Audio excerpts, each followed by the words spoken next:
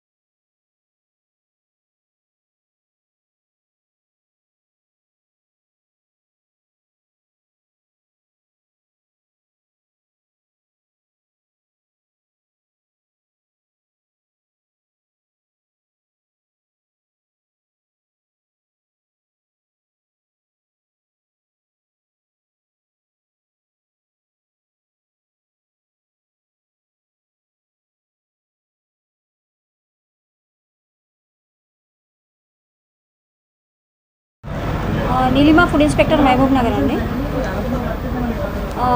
గత రాత్రి జడ్చర్ల పిఎస్లో ఇచ్చిన కంప్లైంట్ ఆధారం చేసుకొని మేము ఈరోజు లక్ష్మీ బెంగళూరు అయ్యంగార్ బేకరీకి రావడం జరిగింది. ఇక్కడ తనిఖీ చేయడం జరిగింది. కొన్ని పరిశుభ్రత పాటించడం లేదు, అలాగే ఎక్స్పైరీ సామాన్ కూడా యూజ్ చేస్తున్నారు వీళ్ళు. నెక్స్ట్ అదేదైతే కర్రీ పఫ్ ఉన్నదో అది కూడా మేము శాంపుల్ తీసుకొని ల్యాబ్కి పంపించాము. దాని రిపోర్ట్ ఆధారంగా వాళ్ళ మీద చర్యలు ఉంటాయి. నెక్స్ట్ వీళ్ళు పరిశుభ్రత పాటించని కారణంగా వీరిపైన చర్యలు తీసుకుంటామండి. నెక్స్ట్ వీరికి ఫుడ్ లైసెన్స్ కూడా లేదండి. లేకపోవడం వల్ల వీరు అది తీసుకోవడానికి మేము నోటీస్ ఇచ్చాము. అంటే ఎటువంటి యాక్షన్స్? ఫుడ్ లైసెన్స్ లేకుండా నడిపిస్తున్నారు. ఎలాంటి చర్యలు తీసుకుంటారు? వీరికి నోటీస్ పీరియడ్ 7 రోజులు ఉంటుందండి. ఆ నోటీస్ పీరియడ్ అయిపోయిన తర్వాత వీళ్ళ మీద యాక్షన్ ఉంటుంది, తీసుకోవాలి. అంతలో వాళ్ళు తీసుకుంటే ప్రాబ్లం లేదు. చాలా దాని గురించి ఏం లేదు. చాలా హోటళ్ళల్లో రాత్రిపూట మేము తనిఖీ చేస్తున్నామండి. దాదాపు అన్ని హోటల్స్ మహబూబ్నగర్లో కూడా ఇక్కడ కూడా తనిఖీ చేస్తున్నాము. వాటిలో మాకేమైనా తప్పు జరిగినట్టు తేలితే మేము వాళ్ళ మీద ఖచ్చితంగా చర్యలు తీసుకున్నాము. ఒక్కసారి వండిన భోజనాన్ని ఫ్రిడ్జ్లో పెట్టి తీసి మళ్ళీ రీహీట్ చేసి ఇస్తున్నారు. నేను చెప్పే కంప్లైంట్ క్లారిటీగా అర్థం చేసుకోండి. హైవే మీద కొన్ని వందల హోటల్ ఇప్పుడు సామూహికంగా అందరం కలిసి మేము ఇక్కడికి రీసెంట్గా వచ్చాము. సో వీరే ఫస్ట్ కంప్లైంట్ ఇచ్చారు జడ్చర్ల నుంచి. వెళ్దాం ఈరోజు అన్నీ చూసాం. ఆల్ఫా హోటల్ అని రీసెంట్